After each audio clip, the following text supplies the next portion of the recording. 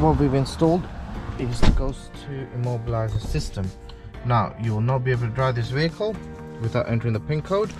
So if I'm a thief, I try to start the vehicle, nothing happens.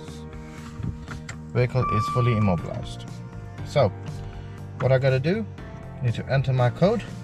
It's fully customizable. You can use whatever combination you want. 1, 2, 3, 4. You get 2 indicator flashes to let you know the ghost is correct and accepted. And now you can turn it on as normal.